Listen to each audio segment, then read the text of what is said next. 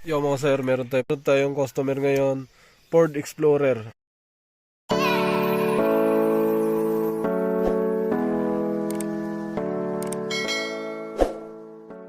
Pag on ng susi, yun o, off, on, yan. Para napansin ko, nagbiblink yung check engine. Nawala na. Tadadang. Yan, hindi na nagbiblink. Kanina nagbiblink siya. Ngayon, diagnose natin. Auto scan, so Ford to, pinasok natin. Yan, yung mga fault code niya mga sir. Yung isa sa accessories protocol interface module, BCM control module.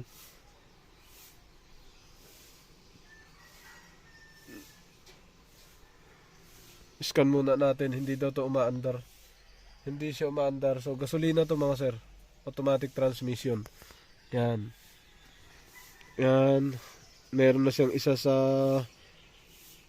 APIM. Meron siyang pangalaw sa BCM. APIM. Tapos meron siyang isa sa heating ventilation. Sa aircon, meron din siya sa dalawa sa cluster panel. Tapos PCM may isa yan. Okay, 96 na mga sir. So Ford America version 18.4. Yan, baba tayo. Tapos na siya mga sir, meron siyang 6 na fault code, 23 lahat yung reading niya. ABS good, audio control good, accessories interpanel, interface, red DTCMS, ano to? USB port. Alright, so USB port yung nilagay. Ay, ibig sabihin shorted circuit short to ground. Faulty previous detect not currently present. Okay, back. Yan yung unang fault code natin na nabasa mga sir. Yan, pangalawa ito, BCM. Sa BCM, start button. So, ibig sabihin na start button, general electrical failure. Fault previously detect not currently present. Okay. So, general daw, general. So, hindi kernel. General. Ito, heating ventilation. Tingnan natin to mga sir. Read DTCMS, retrieve intake air damper position sensor. Ang nangyayari, fault is currently present. So, nangyayari daw to ngayon. Circuit short to ground or open. Alright. So, meron siyang mga hint sa gilid. Ang galing na scanner talaga na to. Tapos, baba tayo mga sir. Heating ventilation. Dito tayo sa IPA, IPC. Read DTCS. Meron siyang fuel level sensors A circuit. Tapos, fuel level sensor B circuit. Yan. Circuit open. Tapos pangalawa, fault previously detect not currently present. Back tayo. Dito naman meron siyang circuit open. Fault parehas sila mga sir. Back. Tapos meron siyang okay na BCM. Dito nabasa na natin ano. Dito nabasa na IPC, IPCM. Dito meron siyang powertrain control. Yan o. Powertrain control module. Meron siyang fault code. Yan. Low pressure fuel system. Pressure. Too low. So, pressure too low. Ano lang to. No additional failure type information of this DTC. No valid status available. So, hindi daw siya umaandar. Hindi ko pa naman siya na-start. Hindi ko pa rin siya na-crank. Yan ang itsura niya ngayon. So, siguro naka-check engine to. Pero napapaandar daw to pagka nirekta nila mga sir. Yun ang sabi ng may-ari. Yung may-ari ng sasakyan. Pero malalaman namin to. So, hindi pa naman, ongoing pa naman yung yung, patayin mo to. Ongoing pa naman yung gawa na ito. Kasi hindi pa kami nagkita ang may-ari. Nasa pa lang siya. So, tingnan natin dito. Punta tayo dun sa harapan. Tingnan natin sa harapan mga sir.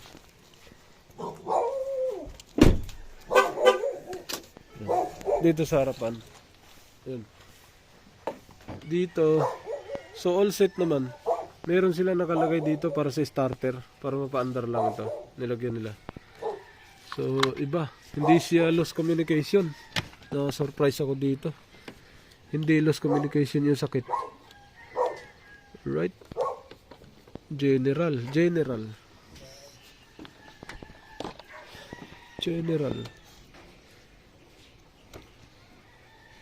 Ito, meron pang mga fuses.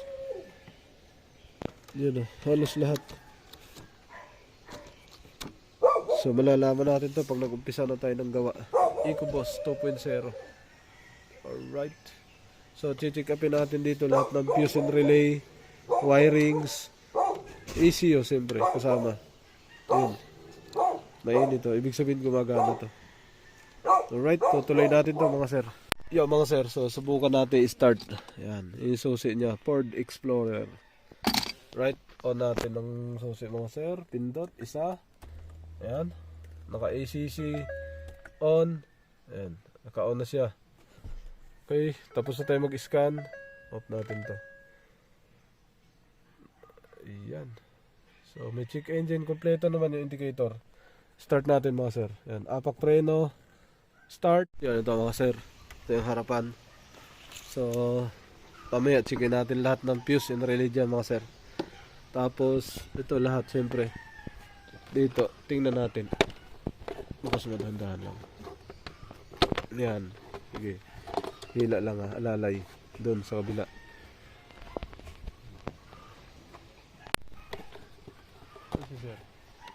Yan. Lagay mo na sa gilid. Yan. Yan yung harapan niya mga sir. Ang concern daw dito, hindi siya umaandar. Yun ang problema. So, gasolina siya pero parang diesel eh. May ano, ang galing. Parang sa parang sa CRDI din eh. Alright, so isa-isahin natin to mga sir kung saan yung problema niya. Mamaya, so fuse, relay, wirings, socket, fuel lines, electrical system, yan. Siyempre, isa-isahin natin. Tapos yung mga sensor. So, scan and diagnose. Kailangan natin yan. Ang ganda sa sasakyan, no? Wow!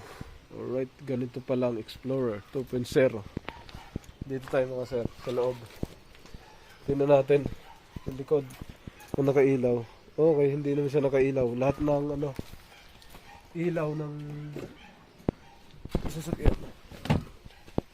Okay, dito sa loob. Yan. So, on. Isa pa. Nag-on naman siya mga sir. Ayan, nag-on siya. Kaso ayaw niyang umandar. Nakailaw yung airbag. Yan. Nagbiblink kanina yung check engine. Ayaw niya umandar. Right. So, hintayin natin yung may-ari kasi may pag-uusapan lang kami tungkol dito. Ayan, nagbiblink yung check engine. Oh. Ayan. Yan. Okay. Yan, nagbiblink yung check engine tapos hindi siya umaandar. Kailangan i-rekta yung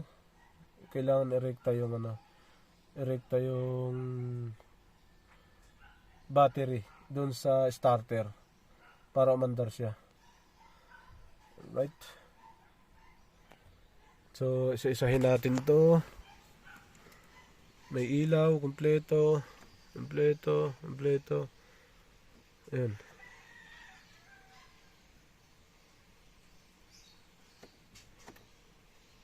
Right, kompleto lahat. Okay.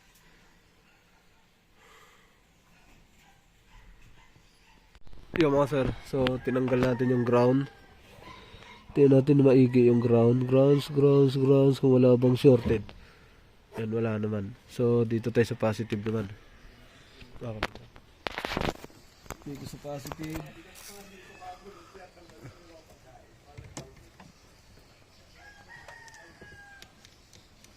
Oh.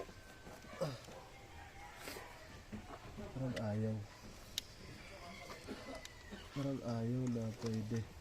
Yan. Okay, good. Okay. Good to mga sir. Yan. Saksak natin. Alright, yan. Ito, dapat sigurado tayo dito. Lagi.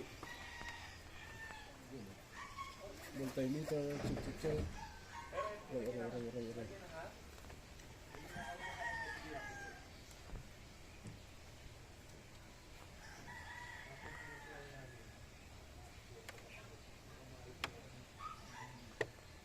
Multimeter na lang.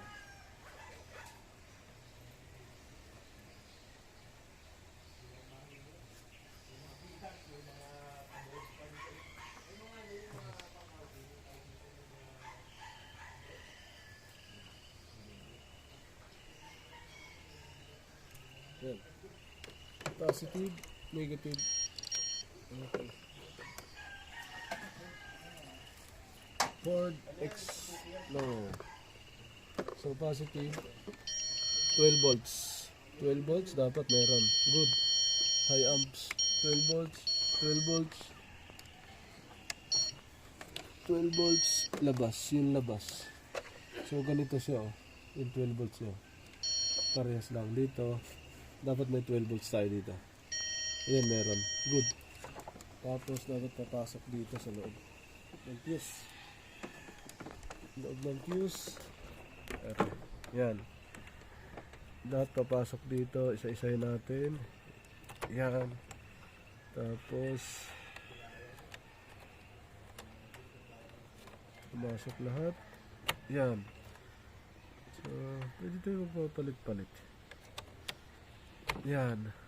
Tapos ito. Uy. Sunog ah. Sunog. Positive. Positive. Positive. Positive. Ano ito isa? Ground? 5.5.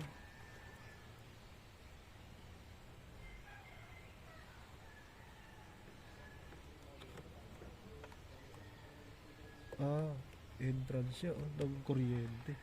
Entry, pinaka-entry siya. So, pwedeng magpalit tayo dito mamaya. Tandaan ko lang itong relay na to. Yan. Tapos ito, good. May positive. Isa-isahin na natin to. Ito, 1. Good. Good. Load lahat. Basta walang loss communication, isa-isahin niyo yung mga fuse mga sir. Fuse tsaka relay. Para sa power up system. Yan.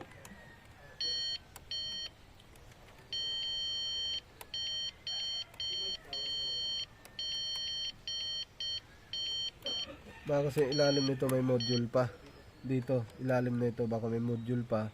So medyo mahirapan tayo pagka wala tayong gamit na ano. Okay.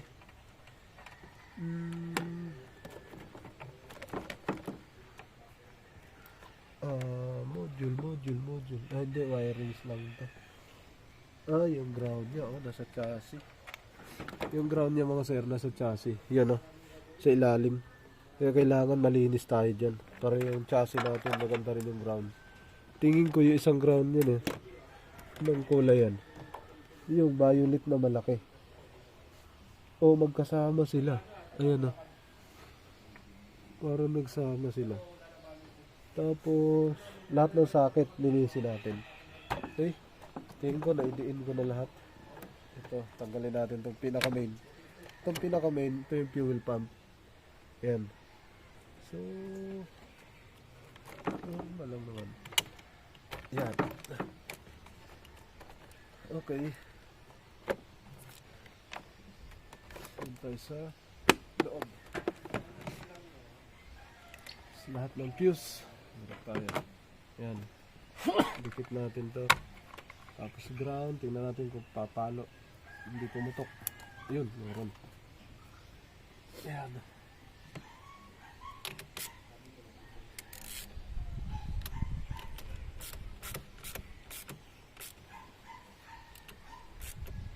Alright. Good grounds. Tingnan natin yung USB port. Luli ko daw yung USB port doon sa loob. Magkakaroon ng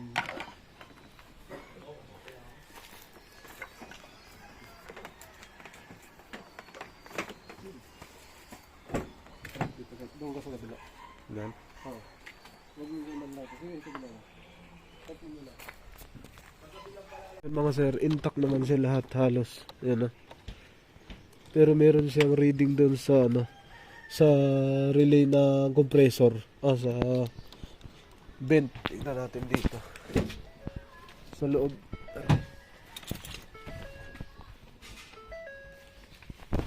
Dito sa ilalim. Wala dito yung fuse on relay nito. Nasa kabila. Yata. Tingnan lang natin. Baka sumablay tayo. Ito. ABS.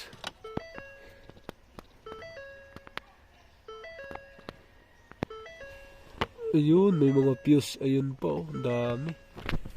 Fuse and relay. Ganyan mo. Ayan, abot. Ayan, mga sir. Ayan. Check natin lahat yung fuse and relay dyan, mga sir. Kasi meron siyang fault code yan. Kadalasan dito, naglo-loscom yan, oh. Yung mga ganyan, na-supply pagka nagloloko. Okay. So, isa-isahin natin lahat, oh. Lahat. Ayan, oh. Daming may kalawang na. Sa ibabaw ng plastic. Okay. Yung mga sir naka-on. Ayan. Start natin. Walang check engine.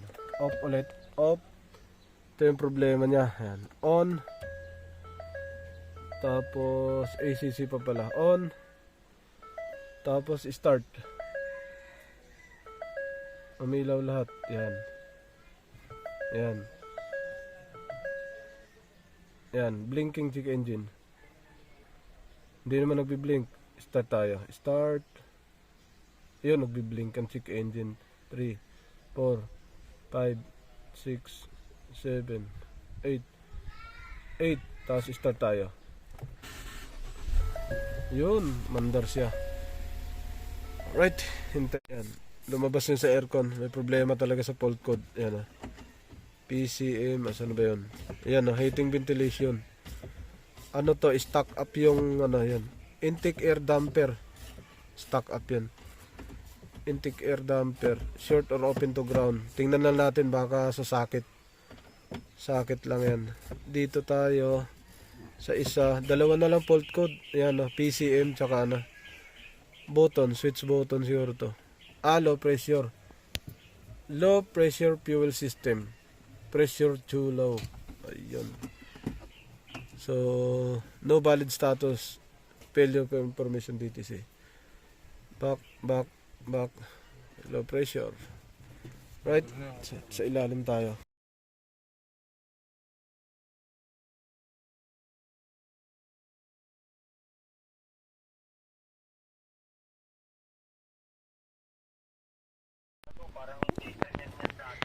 Yun mga sir, yun yung blower motor niya. Yan, aircon blower motor. Minsan pag nadumi yan, mahirap na po siyang paikutin. So subukan natin, paandarin ko. Tapos pag paandar, paganahin ko yan. Tapos pabubuksan ni sir yung itong ibabaw na to, yung cabin filter. Yan, mabubuksan na natin, makukuha natin. Mga sir, so yung start niya pa wala-wala, minsan naandar, minsan hindi. So nagpalit ako ng relay doon sa ilalim mismo sa BCM. Pinagpalit ko yung isang relay doon, makita niyo mamaya. Tapos nag-aircon kami monitor, yan, naka-aircon auto, yan, naka-auto, naka-aircon, naka-blower, yan, sagad ang blower natin mga sir, sagad. Yun, sagad. Yan. Humangin. Aircon, tapos mamamatay yan. Maya-maya mamamatay.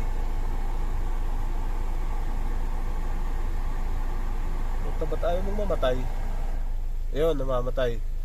Tapos mamaya ulit. Yan. Tingnan natin yung climate, baka masyadong mabilis. Blower, naka-climate siya. Auto.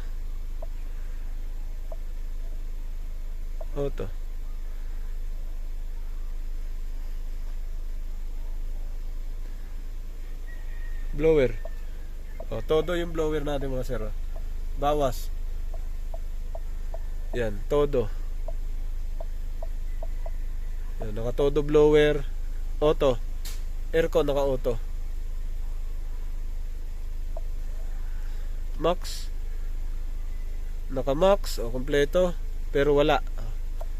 Wala. Okay. Galawin natin yung sa ilalim. Ito sa blower niya. Ito. Kung drive to ng module, yari tayo. Yan, drive ng module, walang walang, ayun, gumalaw, yun, yung motor, kung hindi, yan, permis, yan, permis na, ayaw na bumitaw,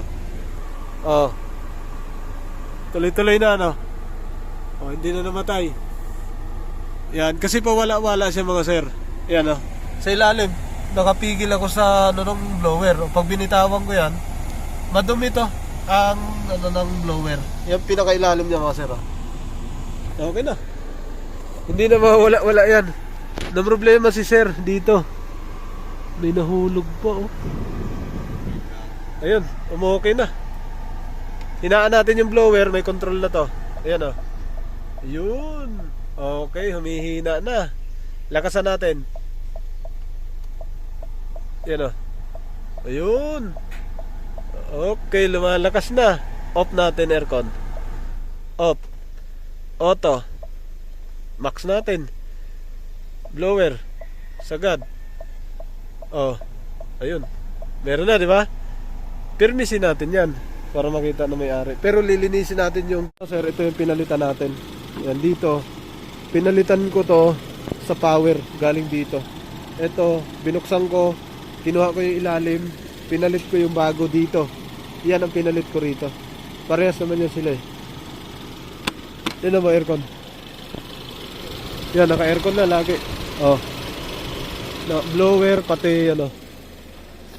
Off natin, final tayo mga sir. 3, 4, 5, 6, 7, 8. Yan, hindi naman siya nag-blink. Start natin, apak preno. Ayun, nag-blink. Inapakan natin preno. Start. Dapat 1 click. Walang. Start. 1 click.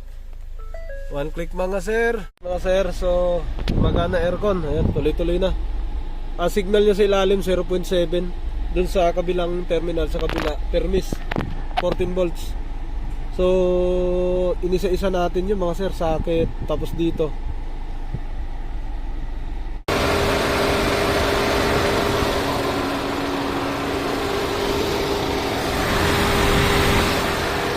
Okay na.